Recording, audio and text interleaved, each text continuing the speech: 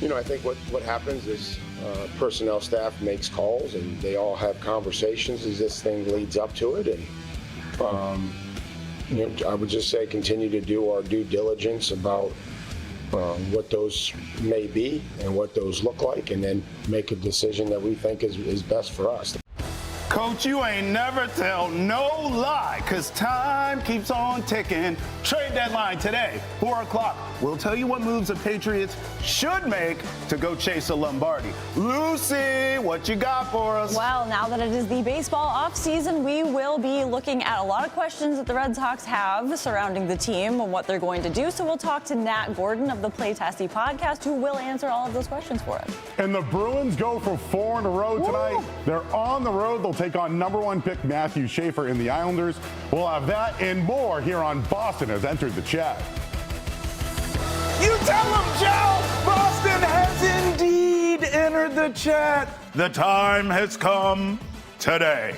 Trade deadline. I feel this, Aiden. Aiden Gray tweets my bold NFL trade deadline prediction. The Patriots acquired Jeffrey Simmons after giving the Titans an offer they couldn't refuse. I agree with you, Aiden. Here we go. Trade deadline.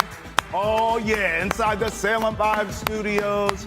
Cozy, quaint. For Boston Has Entered the Chat. Travis Thomas, Joe Murray, Lucy Burdge in the house. Welcome. Hey, we're talking Red Sox, we're talking B's and C's, but we're starting with the trade deadline for these Pats. Very excited. We sharpening our pencil on this one today? We're going to find out. I mean, here's the thing. Let's get into expectations first and foremost. What are your expectations for this team? Because obviously, I think I'm speaking for all of us here. I mean, where you need to make a splash to ensure that you can make some noise in the playoffs. All of us see this as a playoff team. Amen? Yes. But let's not just get there and have a cup of coffee. Like, let's get there and make a run at this thing. But in order to do that, you need to acquire, right? Is that fair? I think so. Okay. I think this is a team that is worth investing in, Yes. and they already have, but to fix some of the holes that they have. And I think it is worth taking the time to not be lazy about this, to actually make some moves, to show they are serious about a deep playoff run here, Yes. because you have a Patriots team that can win the division that includes the Buffalo Bills and Josh Allen. You have a in the top 3 MVP candidates in Drake May, the franchise quarterback you have now. The future is so bright for the Patriots. Yes.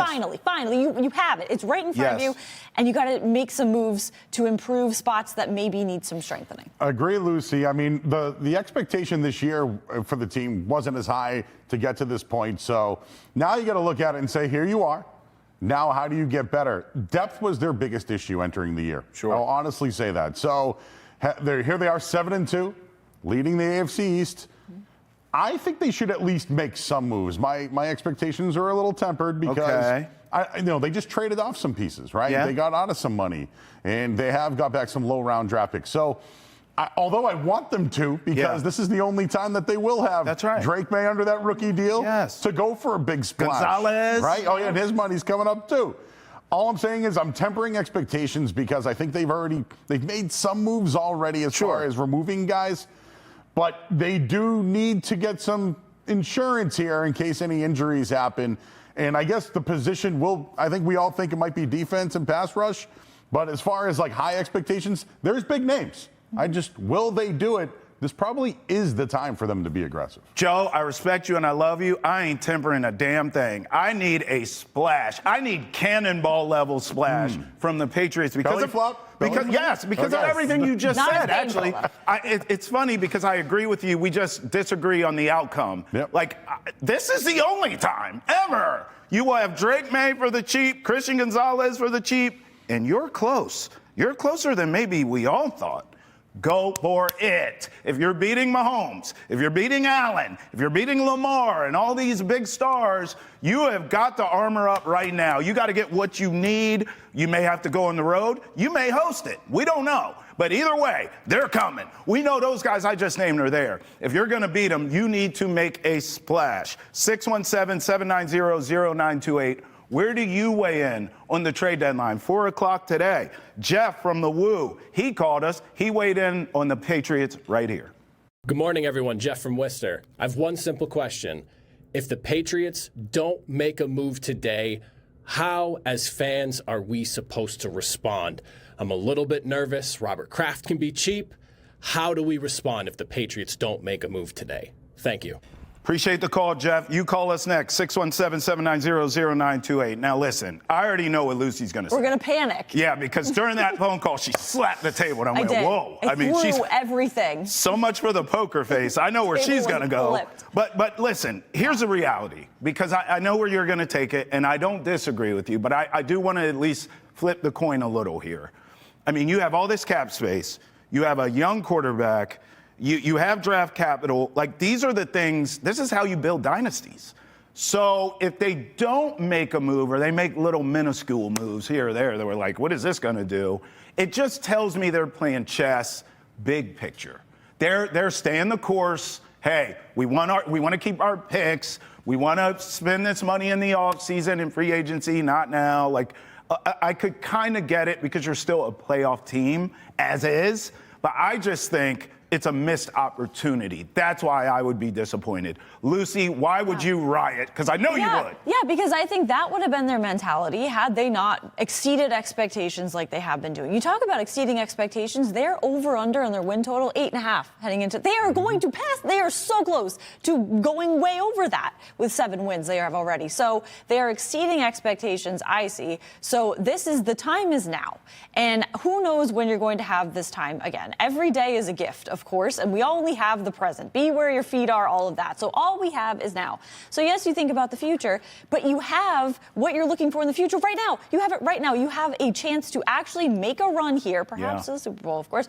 But yeah, they're going to win the Super Bowl. But they can make some moves right now that are not just margin fringe moves, but they can actually make a major splash here and show that they are really, really serious. When did you tweet the Patriots are going to win the Super Bowl? When Cardi B was there the other night. That was when you... The other day, I saw her she was hitting the celly, and I was like, you know what? Super Bowl. She was Bottega down.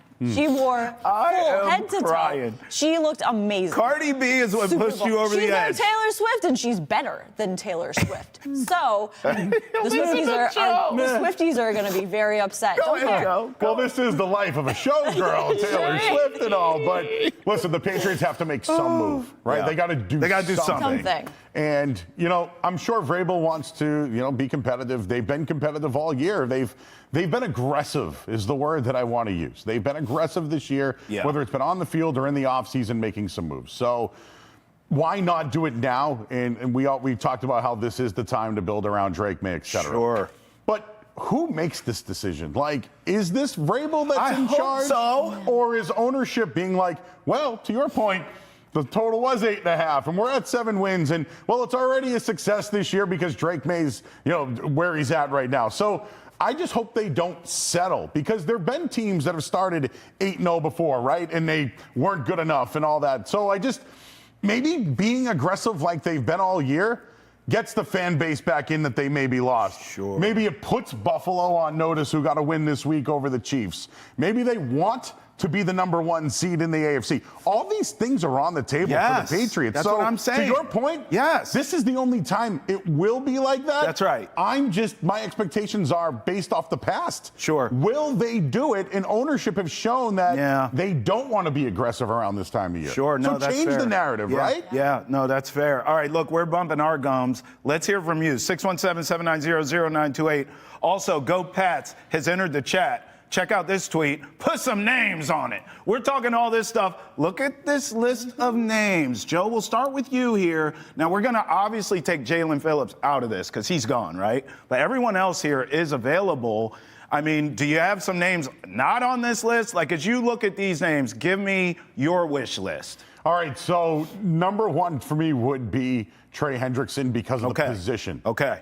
Inside pass rush, under contract for a couple of years. He'd solidified. He's a Vrabel He's guy. played in the Super Bowl. I mean, exactly. So, but what's the cost, right? They want a first, I think, maybe a compensatory third, second, third, something to that degree if he plays The next guy is Jeffrey Simmons, but now you're talking about an overload at defensive tackle and money. Right. So right. David Njoku's interesting to me because Vrabel coached him last year as the tight ends coach in Cleveland. Yeah. And he's another pass catcher, and he can help protect as well. Drake May's been sacked 17 times in the last 3 games. Sure. But there are other names out there that have been linked to these guys.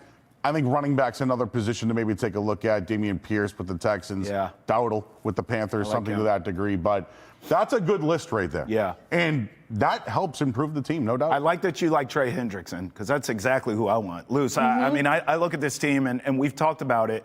If you're going to really go for this, and you're going to try to win this Super Bowl, which if not, what the hell are we doing? Isn't that why you play the game? I sound like Herm Edwards. Hello? But like literally, you have a chance here to be the #1 team in the AFC. I mean, are you watching the Colts? Anyone see Daniel Jones on Sunday? It's, three interceptions. It's getting close to midnight. He's looking a lot like a pumpkin, ain't he? So if you can get that first seed in the AFC, and the road to the Super Bowl has to come through Gillette, and it's cold and snowy, and Cardi B's out there cheering for her boo, you better go get Trey Hendrickson because that's a difference maker. That's a guy I look at if you're dealing with these star quarterbacks in the AFC. He's someone who can make their life hell. And I bring this up all the time. Everyone, it's quiet now, the Mahomes-Brady stuff, isn't it? Why? Because we've seen Mahomes bleed. You have got to have a pass rush. You have got to make him uncomfortable. Lamar, same thing. He can't win a playoff game to save his arse because teams get after him. All that cute stuff you do in the regular season, that doesn't work when it's sub-degrees out here, okay? Josh Allen, I love him. He hasn't won anything either of note. Teams that make these guys uncomfortable win. So if I'm the Patriots, it stops and ends with Trey Hendrickson. I have other names I like, but that's the guy, Lucy. Sure, that is the guy that stands out because they should seriously address their areas of need, one of which very much being defensive depth. So yes. Trey Hendrickson, the name that stands out there, and yes, that should be priority #1. However, if you don't want to give up a first or something like that, even though the time is now. Sure. But if you're thinking a little bit about the future, and you can go down the list a little bit, of course, I hope they see that tweet and they take that to heart because that is, I think those are some great names. But another guy being Arden Key, also an edge rusher. Here, Titans, Vrabel guy. Vrabel, he knows Vrabel's coaching style very well, so he could slide in easily, and because he's played under Vrabel. So more realistic too, because you might not have to give up as much for him, so you have some more for the future, but also have some value and some talent right now. Yeah, I don't get caught up in like the draft thing. I understand how valuable draft picks are. That's not what I'm saying. But again, is that draft pick going to help you beat Patrick Mahomes this year? Not no, but hell no. Trey Hendrickson can. Yeah. So listen, here's my cannonball list. Trey Hendrickson 1. If the Raiders are crazy enough to part with Max Crosby. Oh, boy. That's a big boy. I have entered the chat. Oh, yeah. How many first-round picks do you want? Get me that guy. You know who they talk to? Tom Brady. I mean, I'm just saying. The brother has neck tattoos all the way up to his ears. Anyone with that, I need him on my team. So Max Crosby, Trey Hendrickson. Here's another one. This is hot take. But the Jets are El Stupido. Breece Hall. Breece Hall is the kind of running back that I'm not playing these games like I am now. It's running back by committee. It works. It's all right. Okay, I get it. But Breece Hall's the guy. Give him the ball 25 times and watch what happens. You win. That's what happens. You give me a Breece Hall, one of these crazy killers on the edge, whether it be Crosby or Hendrickson. Oh, and I have Drake May and the rest of these boys. Oh, we're winning Super Bowl this year. That's my cannonball. Those are the big splash moves. That's who I want. So you want the Patriots to do the most? Yeah, I want them to be a fantasy football team in reality. Well, Lucy, he's raised the floor now, so now I have to do it. Yep. A.J. Brown, baby. Oh! Bring him home. He is not happy with the Eagles. He loves the Patriots, and he loves Mike Vrabel. He was sad when the Patriots didn't draft him. They should have drafted Now, him. listen, I don't think it would be a first-round pick. You would think long-term. Yes, it will. No, but here's why. I think that the contract long-term and the fact that he might want out, teams might not offer that. So do I think the right fits Hendrickson? Absolutely. Sure. But if we're Now we're going a little higher here. Kayshon Boutte is a hamstring. Who knows how long that could be? Yeah. You never know about Stephon Diggs. It does get colder. Sure. You want to help Drake May. Why not get him a receiver he doesn't have, a big receiver in A.J. Brown? Now, you raised the floor. I'm reaching a little bit here, okay? No, well, and you talked about draft picks, too. Yeah. They just traded 2 second-round picks. That's right. So, like, if you're giving up a second-round pick for a guy that can help you now and in the future, this is why I brought up Kayvon Thibodeau. Sure. Guy's in his contract year, and last year of his deal, but he's a young guy. Yeah. The coaching staff's had him before. Yeah. I just think that he could be, if you're going to give up an asset, that's a guy I look at. You got to give me a name. I know. Come on, let's go. Tom higher. Brady! Let's go. Can they bring back Tom Brady out of retirement? I do it. That would be the moon. And they would bring the hammer down and say, look, 2 quarterbacks. Drake May play any other position. Tom Brady.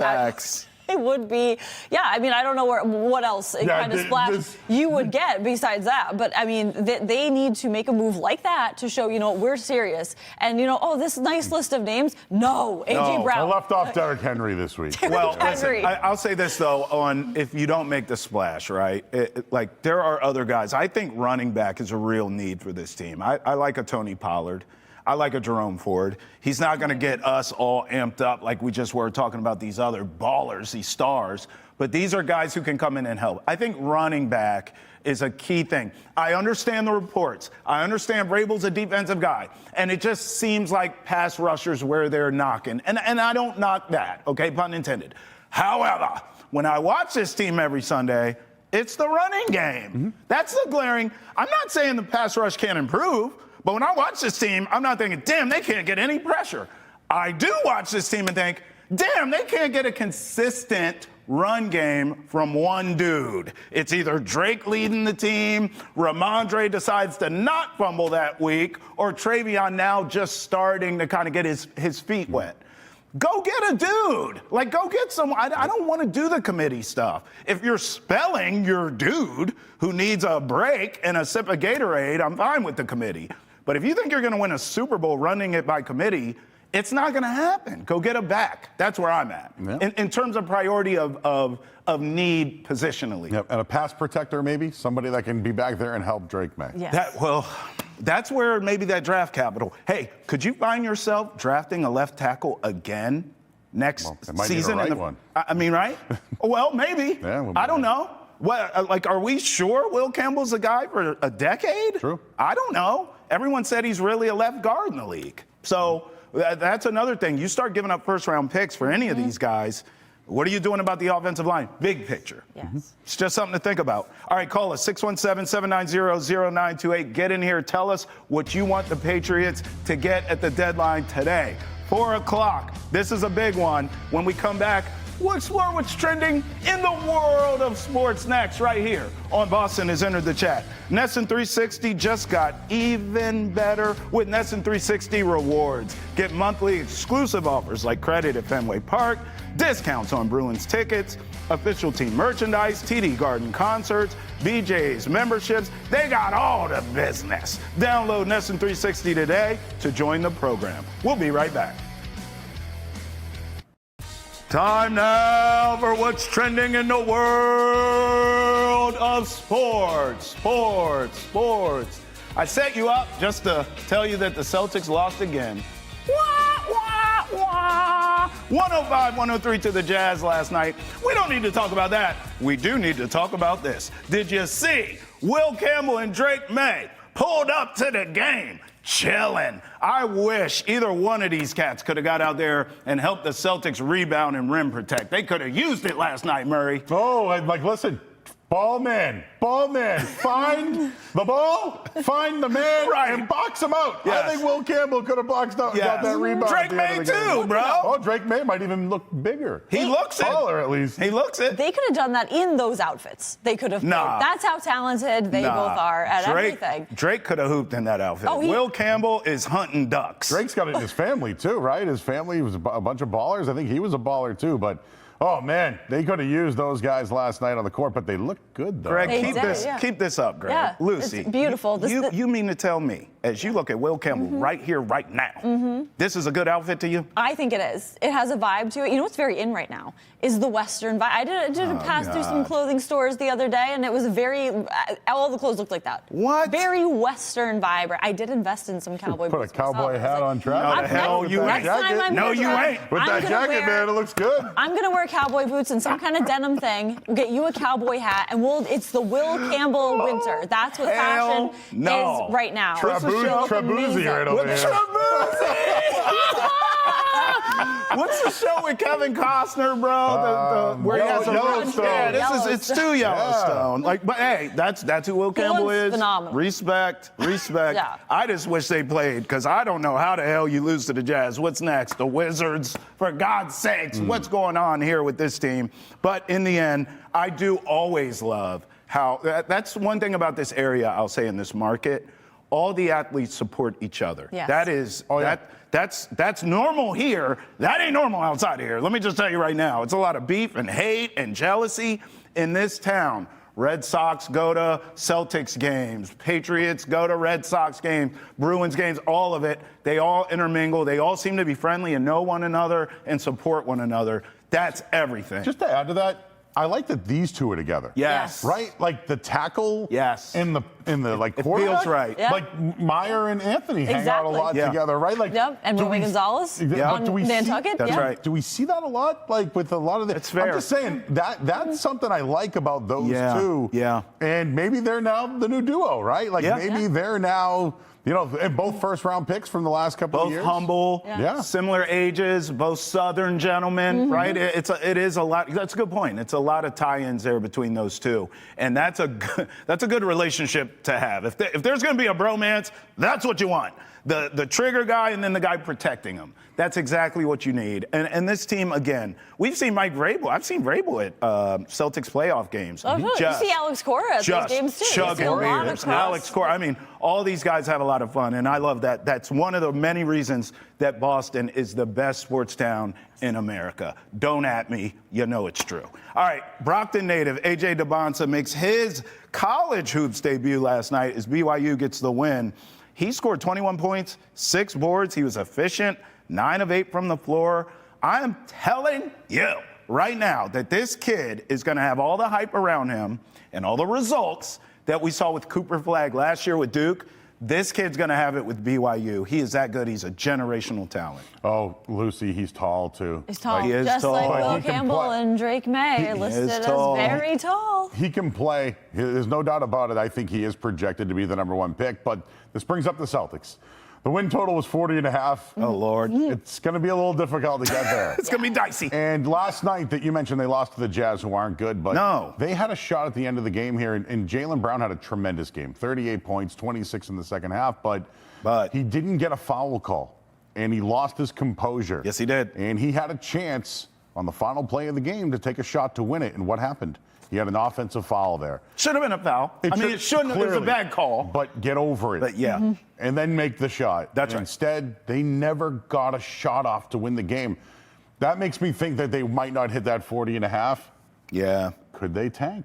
Could they maybe try to get into the lottery? They should. Yeah, the more they lose, the more this guy could come in and start to help them, That's right. perhaps. That's This right. is kind of the vibe we're starting to get to, where there is a silver lining here. Amen. Should they not hit that win total or That's right. go way below it, maybe some good will come out of it. Well, that's what Alex tweets. He says, every Celtics win. We're back! Every Celtics loss. A.J. DeBonsa highlight reels. I mean, I'm just saying he's a good fit with Tatum and Brown. I agree. It's going to be an entertaining season. It definitely is. Maybe for the wrong reasons. Are you ready for college basketball? Listen, my brain is back. too many. We're back to what? We're Honestly, back to where? we have NFL, hockey's in full effect. We're talking Red Sox offseason coming up next. Like, my brain is too many places. I don't know if I'm ready for college basketball. Oh, to it's be entered the honest. chat. I will tell you. It is.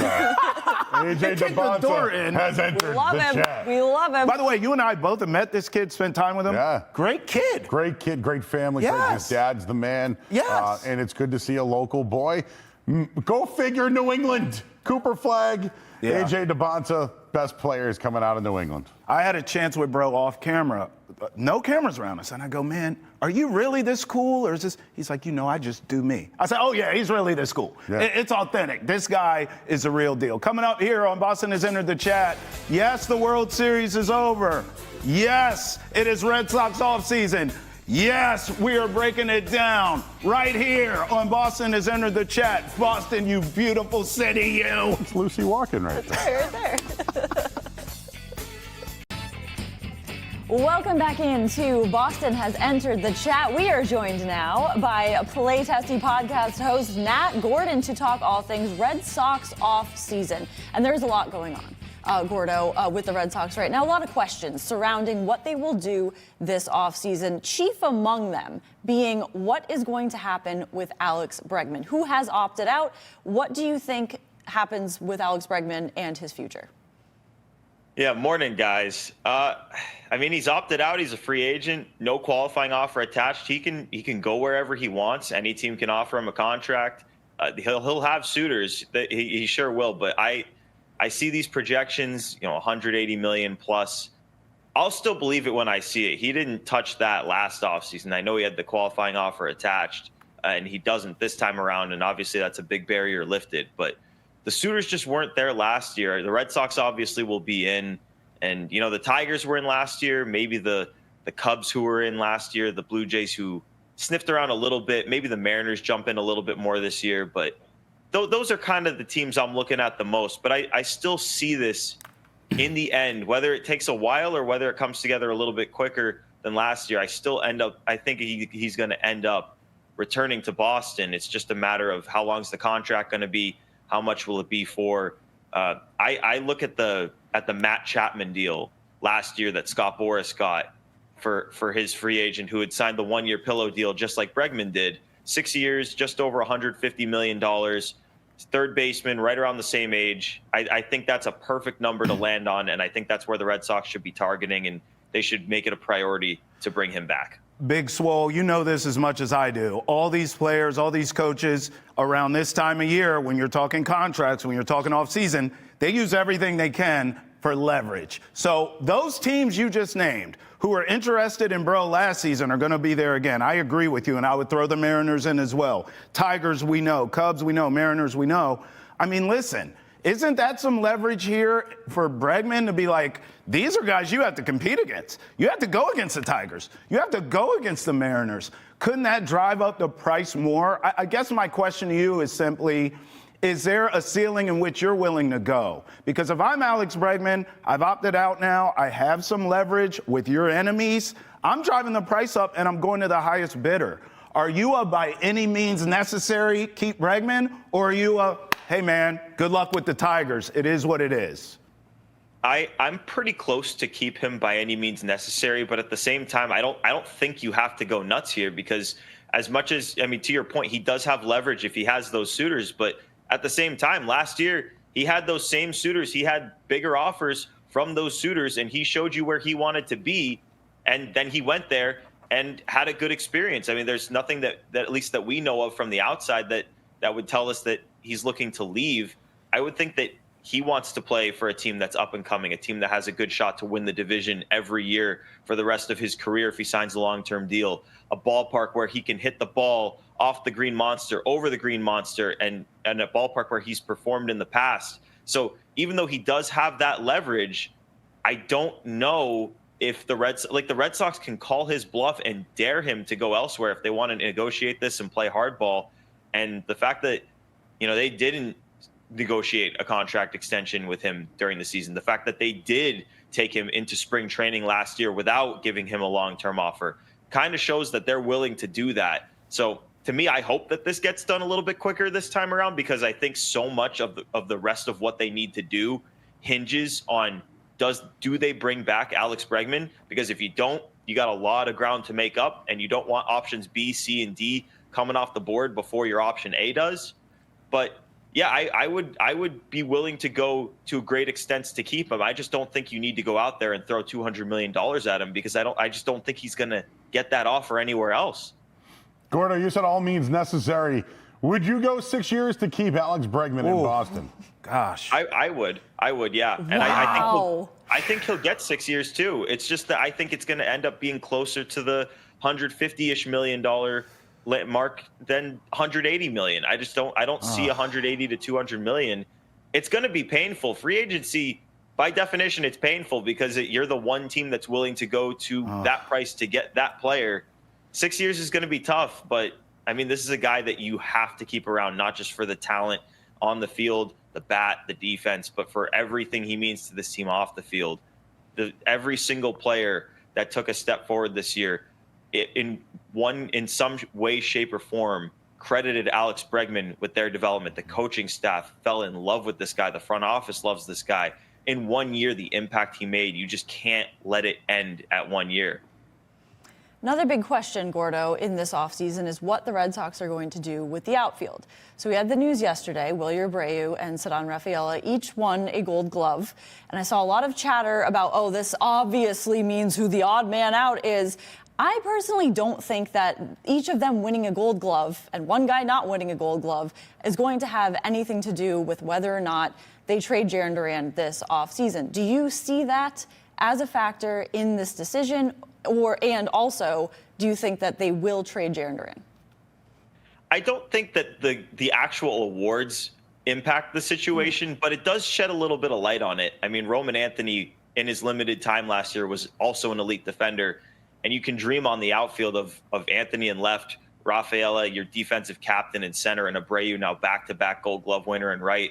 And obviously, those guys can all hit the ball too. It just, with the way the season ended, the fact that Duran has less team control than those guys, he's older than those guys. I think that your best roster moving forward has Anthony in left, Rafaela in center, and Abreu in right. And that's not to say that Duran isn't a good player, because he also should have a ton of value on the trade market, whether you're able to deal him for a starting pitcher, that number 2 starting pitcher that this team so desperately needs, or whether you trade prospects for that guy and you backfill the system by trading Duran. To me, I think Duran is the clear odd man out. And if another outfielder is traded over Duran, I would look at it and assume that the value was just so much, the gap was just so wide that they couldn't trade Duran instead of, let's say, a Wilyer Abreu or a Ceddanne Rafaela, because their value was so much higher. But I tend to think Duran still has a good amount of trade value. So, yeah, I lean towards thinking the Red Sox are going to trade him this offseason. I think they're going to trade him too, Gordo, but I've told you this before. I think we're overvaluing him. I actually think that postseason that he had was so abysmal. I think it hurt the return that the Red Sox will get. Not that they can't move him, but I think the return, his stock will never be higher than it was a year ago. And they didn't move him, I get it. But now, since what's happened in that year, and certainly that playoffs, I think it's hurt. I think now it's diminishing returns if you do move Duran. I want to ask you about Lucas Giolito, because I saw you did something on Twitter. You put like a poll out. Do you think Lucas Giolito will be back with the Red Sox? I don't think Lucas Giolito is going to be back with the Red Sox. Yesterday, you had both sides decline their mutual option for $19 million. And to me, that kind of tips the hand that, yeah, the Red Sox don't want to pay a high annual value deal for Lucas Giolito to return. Now, there is a chance that maybe they were just declining it so that they could fast forward, offer him the qualifying offer, which maybe if he's healthy, they know he's going to decline, and then they could get the draft pick. So it doesn't exactly tip their hand, but to me, if they wanted him back, they accept their portion of that $19 million mutual option. So to me, the question is, more so, do they offer Lucas Giolito the qualifying offer or not? And if they do, does he accept it or not? Right. I think he's hurt, too. He couldn't play in the... He couldn't finish. He couldn't finish. He was great all year. He was really great. He couldn't finish. But the fact that he couldn't finish, do you want to give a guy that type of money? They can't get into that situation. Right. But I do want to bring up the World Series, man. And when I say the word World Series, the world, right? Started in Japan, ends in Canada. It was an awesome series. And, I've never felt like Dave Roberts was a great manager, but man, did he push all the right buttons there. Yep. And it was hard seeing Mookie Betts make the final play. I got to tell you, it was making that final, though, at shortstop, by the way. But just the takeaways from the World Series What can the Red Sox learn from that? Is it about the hitting? Is it about having the pitcher that can do multiple things? They were so well-rounded. What can the Red Sox learn from the World Series? Yep. And will the future of the game have an impact on, will there be a salary cap in baseball? What is next after this World Series? Well, I would say in terms of takeaways for the Red Sox, it's all starts with starting pitching. The Los Angeles Dodgers were in the position that they were in because they had awesome starting pitching. And you saw it in Game 7. I mean, they just threw starter after starter after starter. They didn't touch their bullpen. If you've got 4 or 5 awesome starters that you can trust, you can get through a postseason. And we know that well from 2018. So, yeah, the Red Sox are going to have to get going on getting that number 2 starter to catch up to a team like the Dodgers. And then in terms of just the game, this is something I keep talking about with friends, with family since the end of the World Series, but it just feels like the game is in such a good place that I can't fathom that a year from now the owners are going to lock the players out. I expect it to happen because it just feels like that's the direction it's going, and it's talked about as an inevitability. But to me, you have all this momentum. Yes, attendance is at a high, not all time, is the highest it's been in years. Yep. Viewership is the highest it's been in years. Interest is the highest it's been in years. Yep. And the product is awesome. And that's why all those numbers are up. And to me, halting that momentum to overhaul the financial infrastructure of the game, I just don't understand. Like, even if you think that has to happen, I don't understand why it has to happen right now. Yeah, holy shnikes, Gordo. You're preaching. I think everything you said is spot on. I remember the last time they pulled this crap, and it felt like baseball was dead, and they needed steroids to resurrect it. I mean, my God, we needed the home run chase, and we know the rest of the story, and baseball was back. If they do it now, I don't know how you resurrect it, because everything's working now. This would be the worst time for that. I want to actually kind of piggyback off that World Series question, because we came in here the next day after the Dodgers won, and it was like, hey, congrats to the Dodgers. They purchased another World Series. And so now the question is salary cap, and we're talking lockouts here. Look, honest to God, it's always been an arms race in baseball. I want the Red Sox to go buy a G-damn World Series. That's what I want. Go spend the money this offseason. Like, I don't care about the mid-level teams and the small market and all that nonsense. Get your bread up and compete, okay? I don't want to hear it. Don't cry me a river about that. Where do you weigh on that? Do you think there should be, I don't know, some sort of salary cap? Are you with me? I mean, arms race, you know what, to the wall, get it done, and buy a World Series, for God's sakes. Well, Travis, where did the Red Sox rank in payroll the last time they won the World Series? Number 1. That's right. Number 1. So as a Red Sox fan, I want to see John Henry, FSG, I want to see them spend the money, get back into the top 5 in payroll in baseball. Like, the Red Sox have the ability to do this more so than any other team. And let's be honest, most, if not all teams, have the ability to spend the kind of money that these top teams, the Dodgers, the Mets, the Blue Jays, the Phillies, the Yankees, that these teams spend, and most of them just choose not to do it. I think the game probably would be a better product with a salary cap, just because it means there would be a salary floor.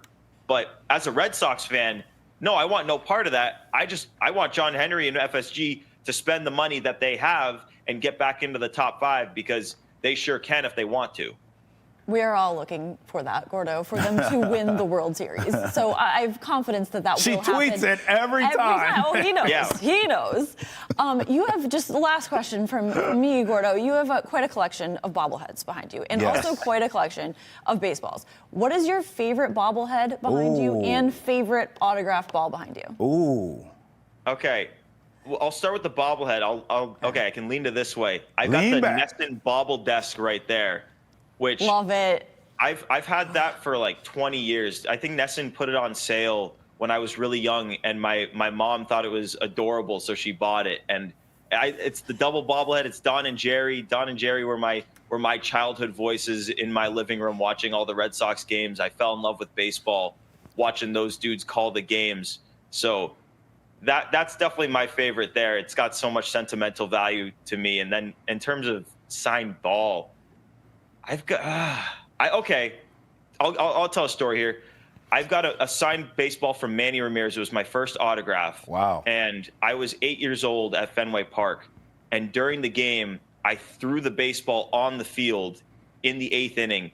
He put it in his pocket, played the half inning with the ball in his pocket, didn't give it back to me, ran back to the dugout after that half inning. I thought it was gone forever.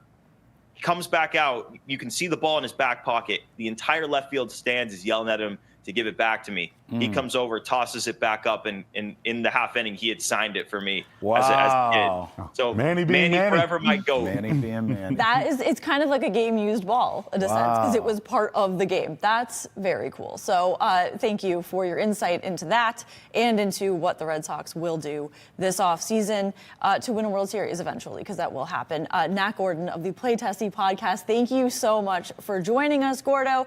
Coming up next, we will get into the Bruins and their face-off with the Islanders. Can they make it 4 straight? We will discuss all of it next right here on Boston Has Entered the Chat. All right, welcome back to Boston Has Entered the Chat. And the Bruins, they're back in action tonight. They got a win over the weekend. They're 7-7, guys. What's the vibe? Big win. Vibes are high. I mean, 7-7 for That's the a big Bees? win. Yeah. The way that they've been playing? Yep. Well, look, I mean, they're playing the Islanders tonight in the Islanders building, but I hearken back to the last time they saw this team when they were here. Remember, I always bring this game up because I was ticked off that night. The Senators put a touchdown up on the Bruins, okay? And this was the second leg of a back-to-back, the Islanders game I'm talking about. So all of us, the sky was falling, the season's over, Marco Sturm isn't working, and sure enough, they bounced back. And I'll never forget, Marco said, he was like, look, this was an embarrassing loss. This is the worst of our season and still has been. And he goes, I want to see how these guys bounce back.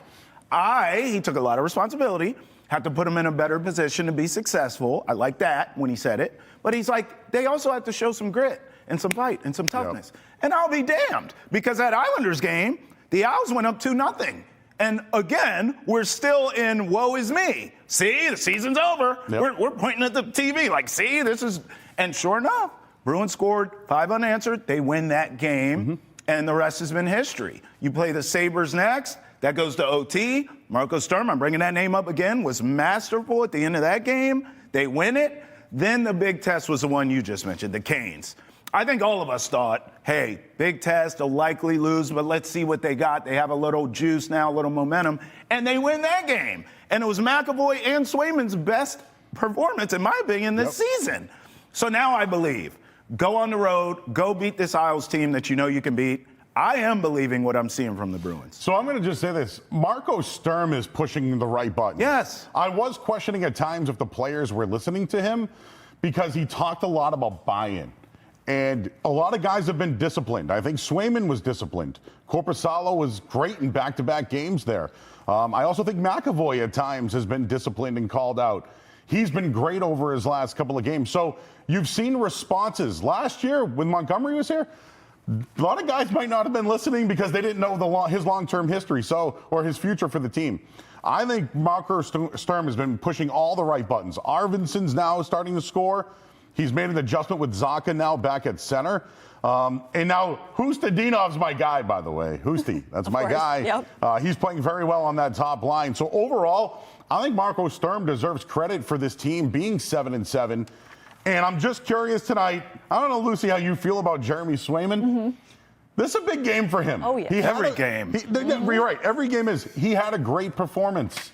Yeah. But you're only as good as your next performance. That's right. And I think tonight, going against the Islanders, who've, looking for a little bit of payback, I think it's a big night for Jeremy Swayman. Absolutely. And looking at how the Bruins have been, based on the expectations heading into this season, they're doing phenomenal. I think they are exceeding those expectations. However, they are 1-4 on the road. This is a great spot to improve their road record.